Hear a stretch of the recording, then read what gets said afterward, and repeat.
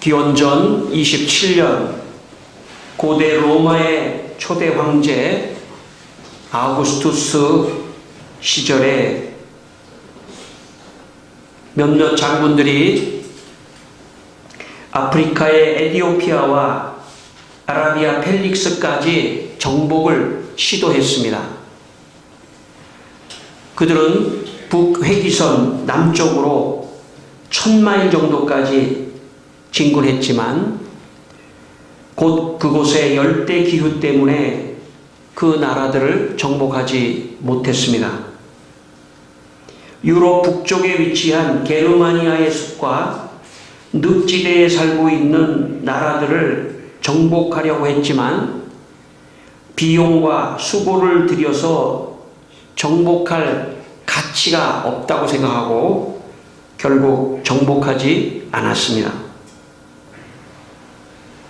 아우구스투스 황제는 죽으면서 다음과 같이 유언을 남겼습니다. 제국의 경계를 서쪽으로는 대서양, 북쪽으로는 라인강과 도나우강, 동쪽으로는 유프라테스강, 남쪽으로는 아라비아와 아프리카의 사막으로 국한하라. 그 이상은 가치가 없기 때문에 정복할 필요가 없다. 이렇게 유언을 남기고 그는 떠났습니다. 아우구스투스 황제는 물질의 기준을 두고 물질적 가치를 가지고 정복을 해야 하는지 정복을 하지 않아야 하는지를 결정했습니다. 물질적 가치가 있으면 정복을 했고 가치가 없으면 정복하지 않았습니다. 여러분, 이 세상 사람들은 물질의 가치를 두기 때문에 물질적으로 가치가 있으면 투자를 하고 시간을 보내고 물질적인 가치가 없으면 그곳에 투자하거나 그것을 취하려고 하지 않습니다. 그러나 이 세상은 물질의 가치만으로 살아가는 세상이 아닙니다. 물질적 가치를 두는 사람은 자기 목적을 위해 남을 정복하는 그런 삶을 살 수도 있습니다.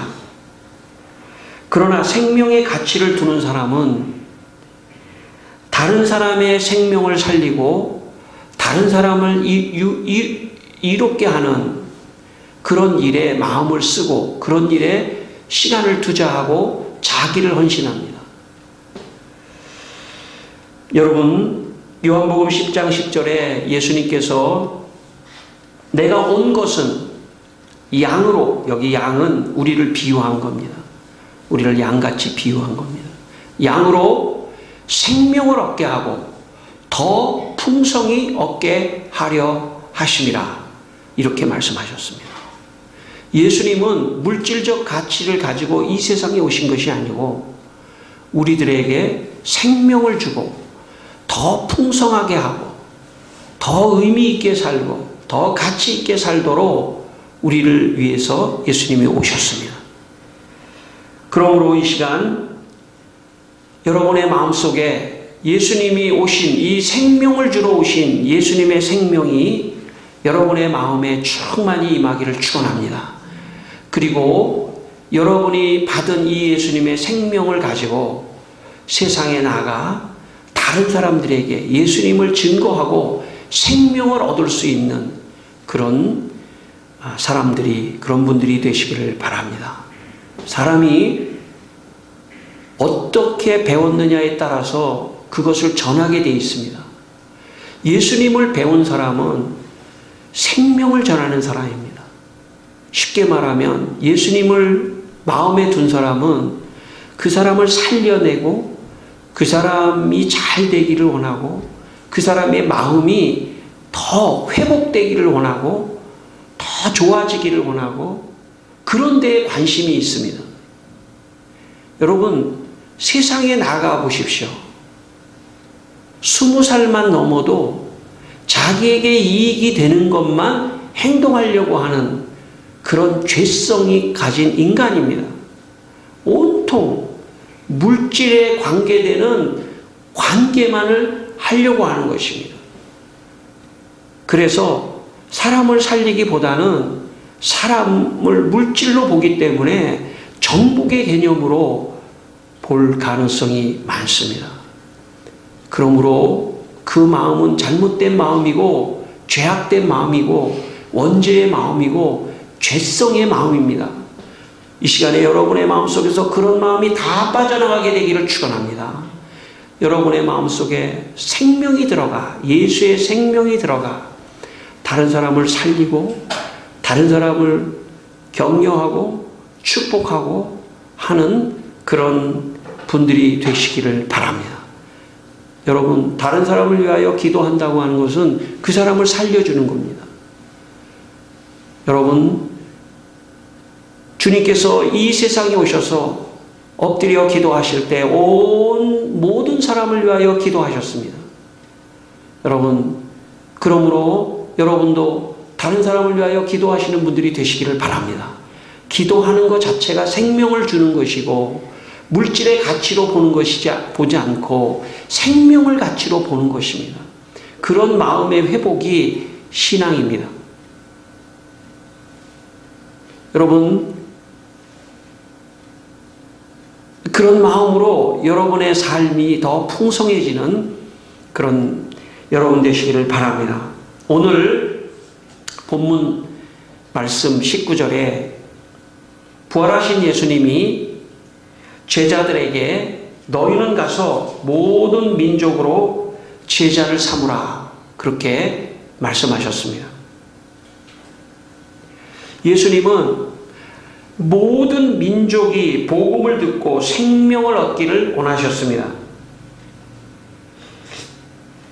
여기 모든 민족이라고 쓰여진 이 민족이라는 단어의 헬라어 원문의 단어는 에드네라는 단어인데 그 단어는 사실 인종을 이루는 족속을 의미합니다. 그러니까 이게 번역이 민족보다는 사실 옛날 번역에는 모든 족속 이렇게 번역이 됐는데 민족보다는 사실 족속이 더 맞을 수도 있습니다.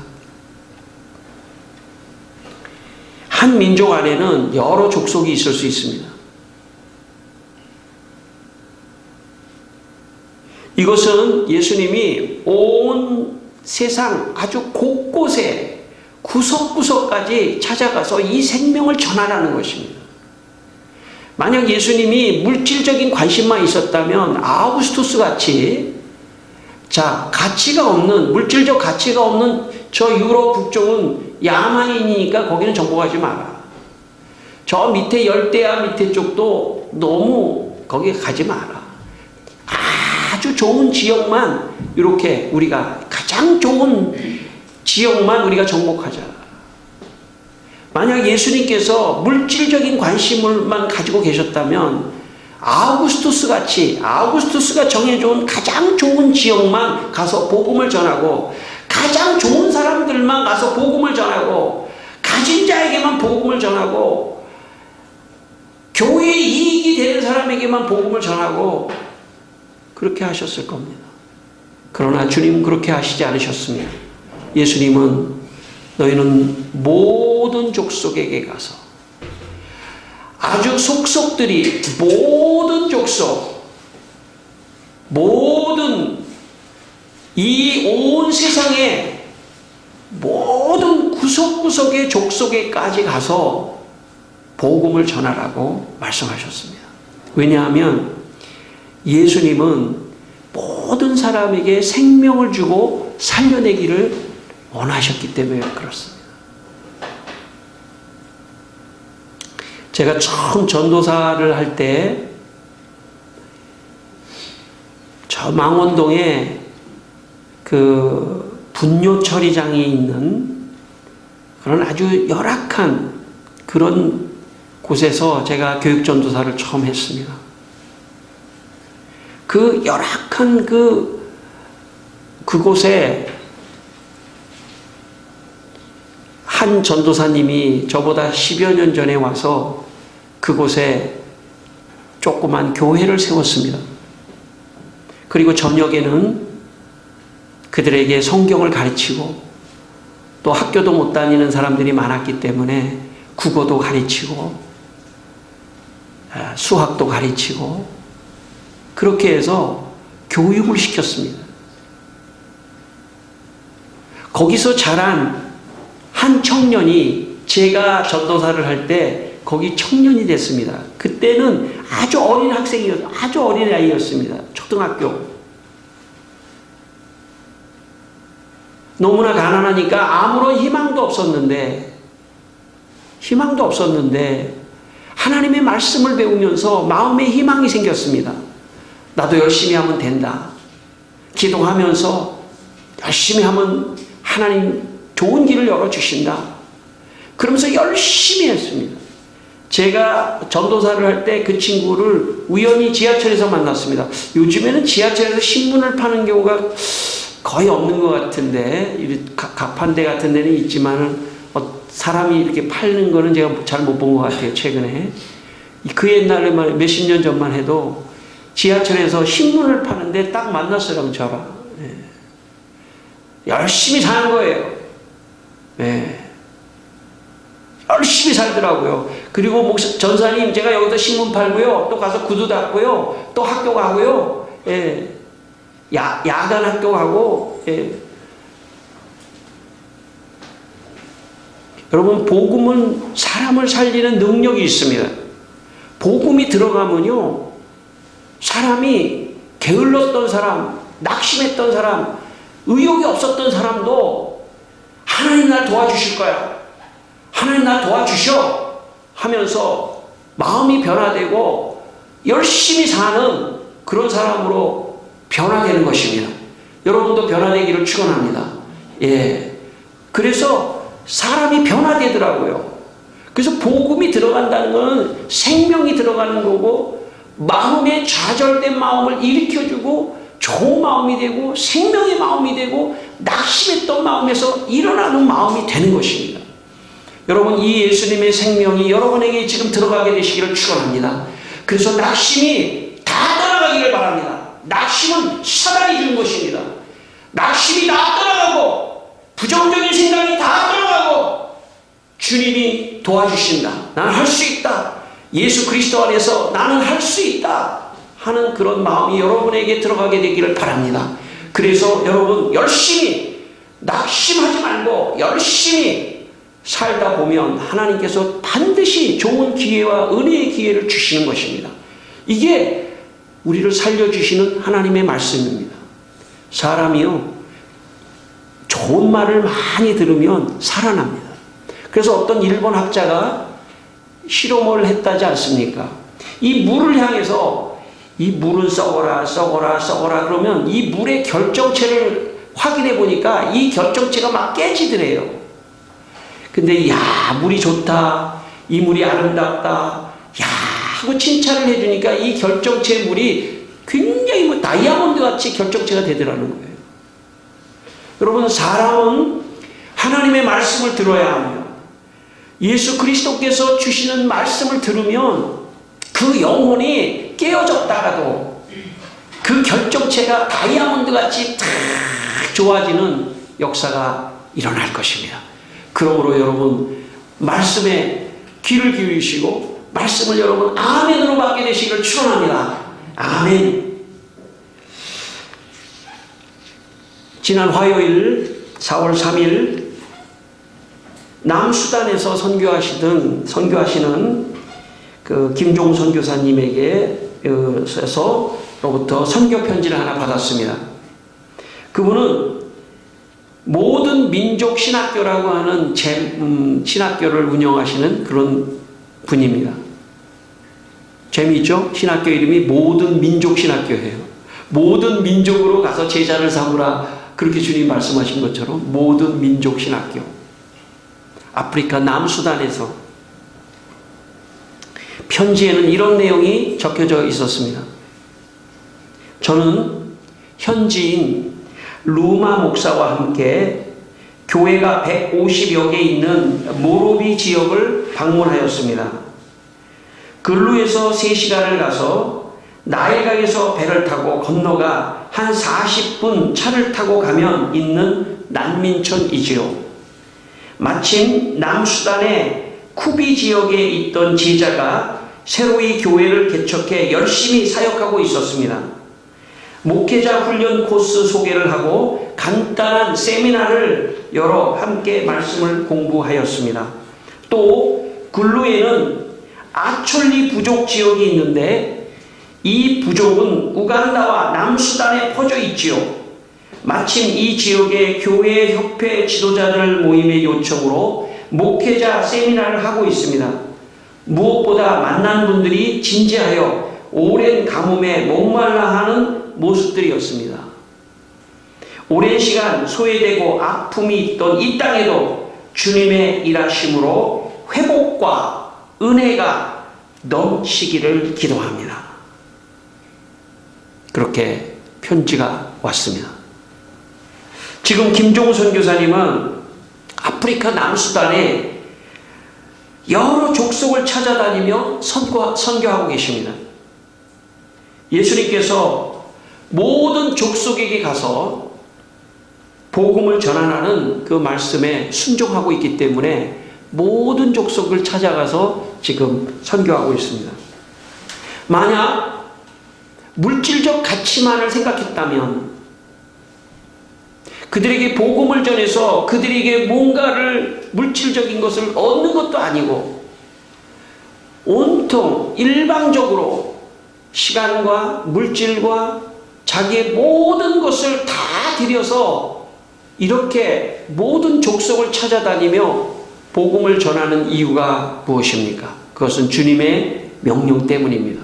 모든 족속에게 가서 복음을 전하라는 주님의 말씀.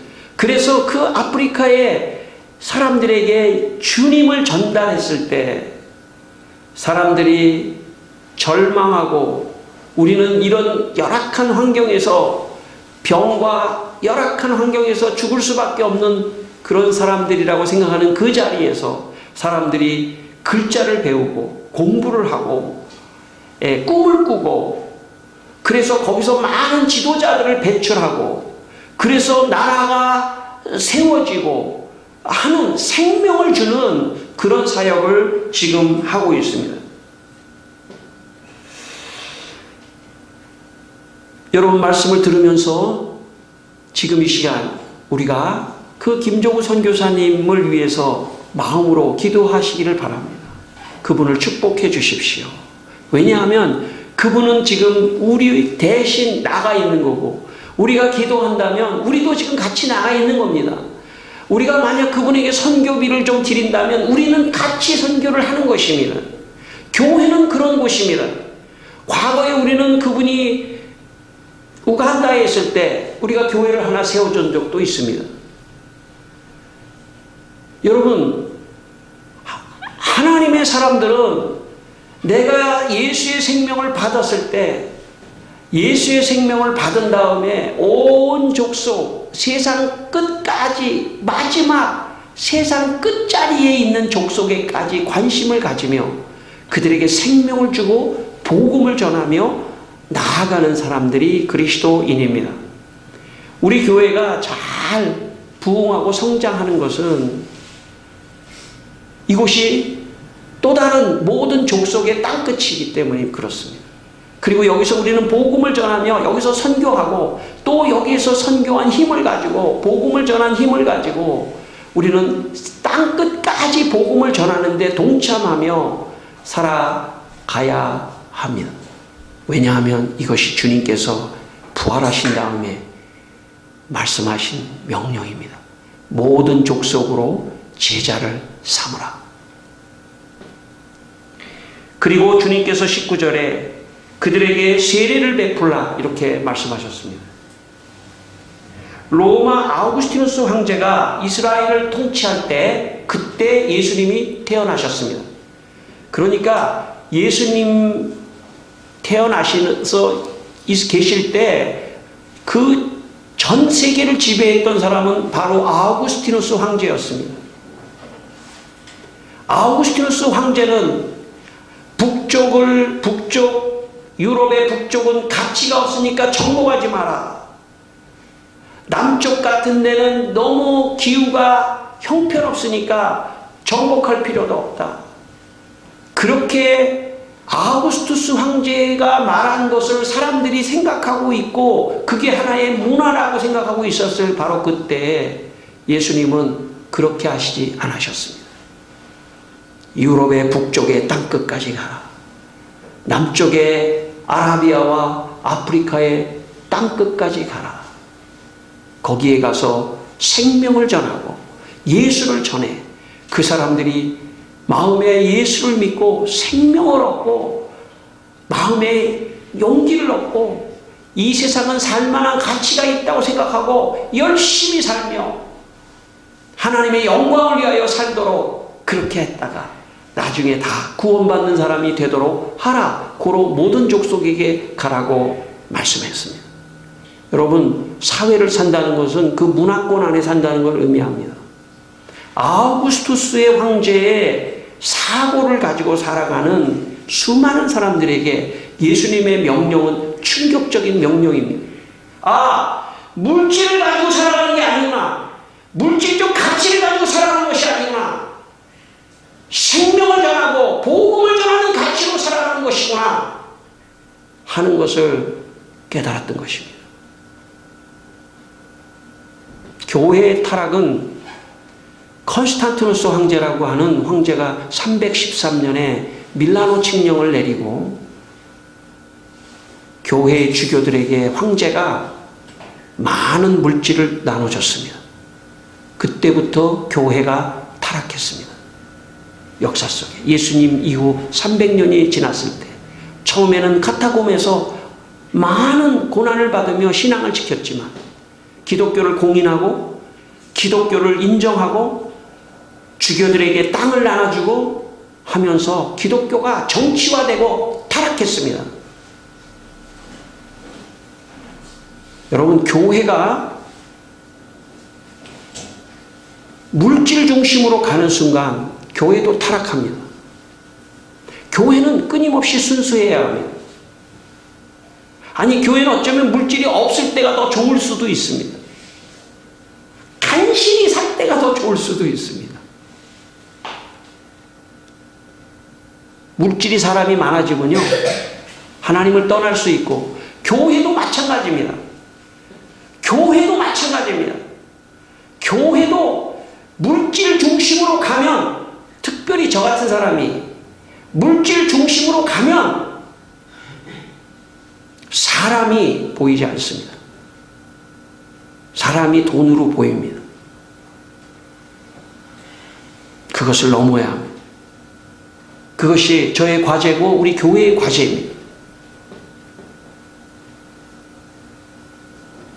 초신자들을 오게 한다고 하는 것은 물질을 넘은 것입니다. 우리는 기적같이 여기까지 왔습니다. 앞으로도 저는 끝까지 그렇게 가야 한다고 생각하는 사람입니다. 왜냐하면 교회는 생명을 전하는 것이기 때문에, 교회는 한 영혼이 구원할 수 있는 복음을 전하는 것이기 때문에, 그 정신을 잃으면 교회는 혹시 넓어지고 물질적으로 풍요해질 수 있지만 그 영성은 다 죽을 수 있습니다. 목회자의 영성은 다 죽을 수 있습니다.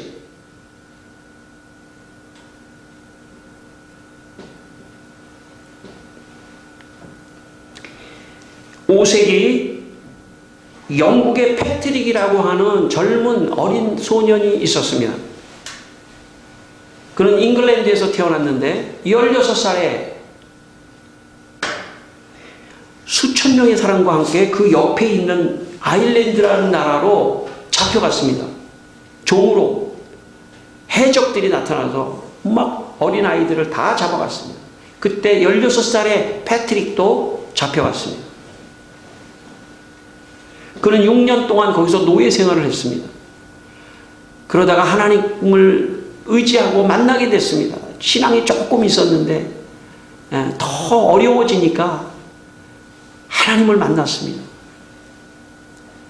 그러다가 하나님께서 탈출할 수 있는 기회를 주셔서 6년 만에 탈출해서 나왔습니다.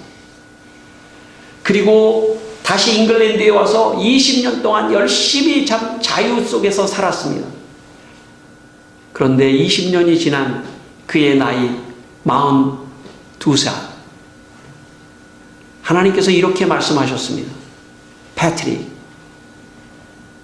네가 저 지금 아일랜드 땅은 하나님을 하나도 모르는 야만적인 그런 사람들인데, 패트릭, 네가 선교사로 저 아일랜드에 가서 저들에게 복음을 전해 주기를 바란다. 패트릭의 마음속에는 아일랜드에 가서 6년 동안 노예 생활을 했었기 때문에 그 아일랜드 쪽은 쳐다보고 싶지도 않은 그런 마음이었습니다. 그런데 하나님께서 도전하셨습니다. 패트릭, 모든 족속에게 가서 복음을 전하라. 저들은 인간적으로 볼 때는 야만인이며 가치가 없는 사람같이 보이지만 내 눈에는 저 한 영혼, 저 생명을 구해야 한다. 패트릭은 배를 타고 아일랜드로 들어옵니다.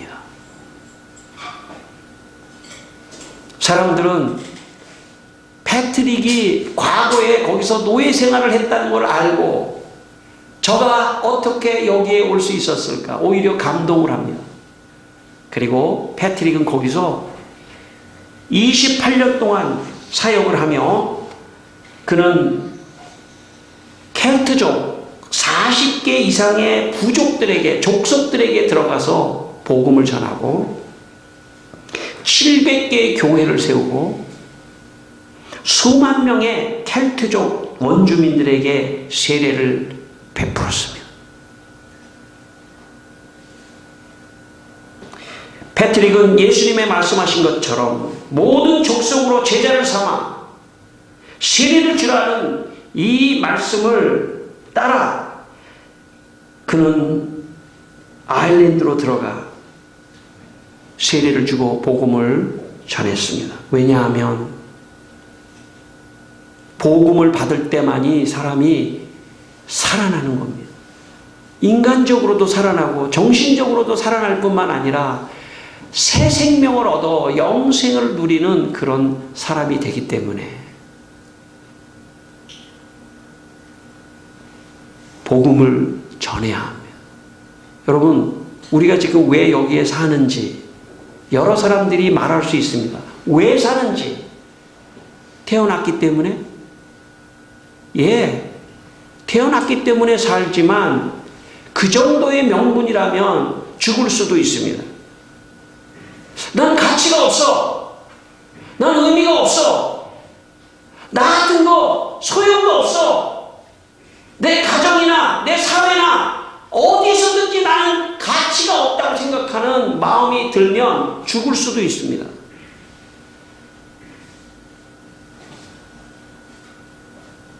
여러분, 왜 우리가 여기 있습니까? 왜 지금 태어났습니까? 모든 족속에게 가서 복음을 전하기 위해서 우리가 지금 살아있는 것입니다.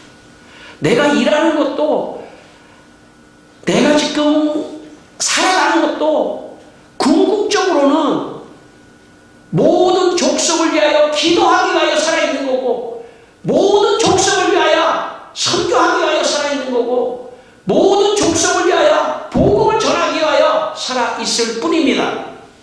그것이 내가 살아있는 목적입니다. 내가 공부하는 목적이고, 애를 키우는 목적이고, 직장 다니는 것 목적이고, 교회를 다니는 것도 그것이 목적입니다. 그것이 궁극적인 목적입니다. 우리가 사는 이유는 한 영혼이라도 더 복음을 듣게 하고, 교회를 소개하고, 복음을 전하고, 세계 선교를 하고, 땅끝까지 복음을 전하고 하는 그런 목적을 위하여 우리가 지금 여기 살아가고 있는 것입니다. 삶의 목적을 분명하게 알아야 됩니다. 삶의 목적이 분명하지 않은 사람은 혼란스러워요. 일이 좀 잘 될 때는 살만한데 일이 안 되면 죽을 것 같은 그런 마음도 생깁니다. 여러분, 그것은 인간적인 마음입니다. 물질의 가치를 두거나 성공의 가치를 두는 가치관에서 나오는 생각입니다. 성경의 말씀은 생명을 전하는, 복음을 전하는 것이 우리의 목표입니다. 그러므로 내가 고난을 당하는 것도 이것이 나중에 복음을 전할 때 기묘하게 쓰일 수 있는 하나님의 놀라운 섭리라는 것을 기억하며 여러분의 고난도 긍정적으로 받아들이시기를 바랍니다. 왜? 내가 상처받은 만큼 누군가의 이것을 말해서 치료할 수 있는 그런 상처받은 치유자가 될 수 있기 때문에 나의 고난도 다 유익한 것입니다. 복음의 관점에서 여러분의 직장, 여러분의 미래, 여러분의 직업, 여러분이 하시는 일 모든 것을 복음의 관점으로 생각하며 살아가시기를 바랍니다. 마가복음 16장 15절 16절에 또 이르시되 너희는 온 천하에 다니며 만민에게 복음을 전파하라. 믿고 세례를 받는 사람은 구원을 얻을 것이요 믿지 않는 사람은 정죄를 받으리라. 저는 우리 교회가 세례 주는 것을 중요하게 생각합니다. 왜냐하면 주님이 말씀하셨기 때문에. 그리고 그 사람이 세례를 받는다는 것은 새롭게 살겠습니다, 그리스도의 말씀으로 살겠습니다는 것을 결정하는 순간입니다. 여러분 믿으십시오. 그리고 세례를 받기를 소망하고 계십시오. 그리고 마음에 감동이 와서 세례를 받겠다. 나 이제 예수님의 말씀대로 살겠다. 나 이제 물질의 가치가 아니라 생명의 가치를 두고 살겠다 라고 결단하면 세례를 받고 새롭게 여러분 주님을 따르는 제자로 살게 되시기를 바랍니다. 그러면 인생에 의미가 있어요. 인생에 의미가 있어야 됩니다. 복음을 전하고 살아가는 그 의미가 있어야 됩니다. 여러분이 교회를 오신다는 건 이미 복음을 전하고 계시는 거예요. 여기서 기도하고 한 팀이 되고 우리가 여기서 힘을 모아 나중에 여러분 우리가 힘을 모아서 지금 교회가 되고 있는 겁니다. 이거 지금 여러분이 선교하고 계시는 거고 복음을 전하고 계시는 겁니다. 이게 흘러 넘쳐서 온 세계 땅끝까지 이 축복이 흘러 넘치게 되기를 바랍니다. 우리 모두가 다 힘을 합쳐서 열심히 살면 복음이 땅끝까지 가게 될 것입니다. 독일의 종교개혁자 멜랑히톤은 그의 유명한 책 신학 총론이라는 책에서 원죄의 특징을 이렇게 말했습니다. 사람 본성의 지배적인 정서는 사람을 휩쓸어가는 자아에 대한 사랑, 즉 자기 사랑이므로 그들 자신의 본성에 좋고 즐겁고 달콤하며 영광스러운 것 같이 보이는 그러한 일들만 소원하고 소망한다.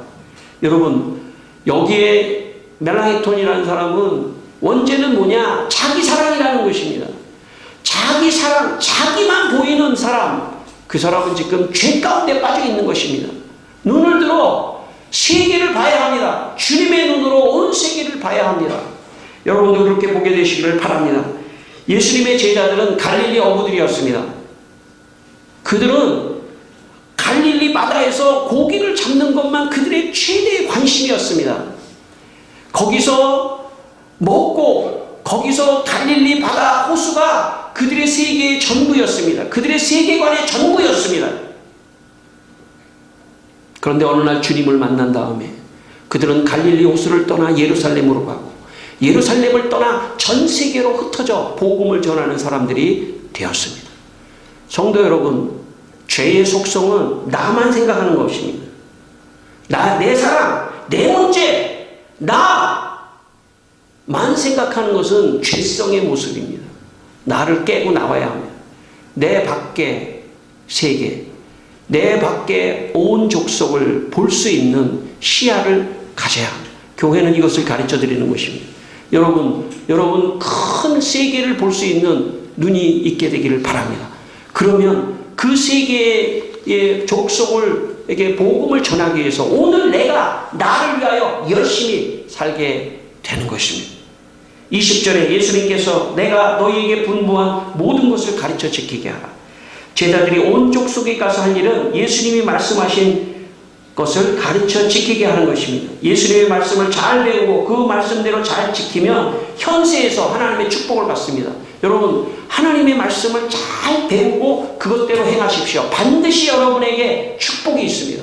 뿐만 아니라 내세에도 영생을 얻는 구원의 축복이 있으며, 교육작가 로버트 풀곰은 이런 책을 썼습니다. 내가 정말 알아야 할 모든 것은 유치원에서 배웠다 라는 책을 썼습니다. 유치원에서 인생의 가장 중요한 것들을 다 배웠다는 것입니다. 지키기만 하면 됩니다. 물론 여기 유치원 안 나온 저 같은 사람은 유치원 안 나왔기 때문에, 그러나 어렸을 때 배울 것은 다 배웠다는 것입니다. 기본적인 삶에 무엇을 어떻게 해야 되는지. 그러나 문제는 뭐냐면 인간은 죄를 갖고 있기 때문에 실천하지 못하는 데 문제가 있습니다. 배우긴 배웠는데 실천하지 못하는 데 문제가 있는 것입니다. 유치원에서 다 배웠지만 실천하지 못하는 데 문제가 있는 것입니다. 그래서 제가 이렇게 문구를 바꿔봤습니다.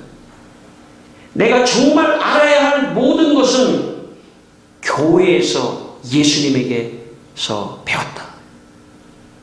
이게 인생을 올바로 살아가는 길입니다. 하나님의 교회에서 예수님의 말씀을 잘 배우고 예수님의 은혜로 이것을 지키고 실천하고 나아갈 때 여러분에게 복이 있을 줄 믿습니다. 여러분 이 시간 말씀을 기억하시면서 온 족속에게 복음을 전하는 여러분 되시기를 주의 이름으로 축원합니다. 기도하겠습니다. 한번 기도하겠습니다. 다 같이. 하나님 아버지, 주님 이 시간, 주님 저희들의 참 마음에 하나님 찾아오셔서 너무 감사합니다. 복음을 듣게 해주셔서 감사합니다. 하나님 이 복음이 정말 저희들의 마음속에서 참 저희들을 살려내고 주님이여 열심히 살게 하여 주시고 하나님의 말씀으로 아버지 하나님 거듭나게 하여 주시고 주여 아버지 하나님이여 이 세상에 살고 있지만 하나님이여 우리가 참 먹고 그냥 즐기기 위해서 이 세상에 살아있는 게 아닙니다. 주여 아버지 하나님이여 복음을 전하기 위하여 여기 살아있습니다. 하나님이여 우리 성도들 앞길을 축복해 주시기를 원합니다. 먹고 사는 문제를 축복해 주시기를 원합니다. 직장을 축복해 주시고 아버지 하나님 앞길을 열어주시고 아버지 복음을 전하고 싶습니다. 하나님이여 역사하여 주시고 사명을 주시고 하나님 땅끝까지 온 족속에게 복음을 전하는 하나님이여 귀한 성도들의 다 될 수 있도록 주여 역사하여 주시옵소서. 하나님 아버지, 우리 성도들이 예수님의 복음을 모든 민족에게 전하는 선교하는 분들이 다 되게 하여 주시옵소서. 예수님의 이름으로 기도드리옵나이다. 아멘.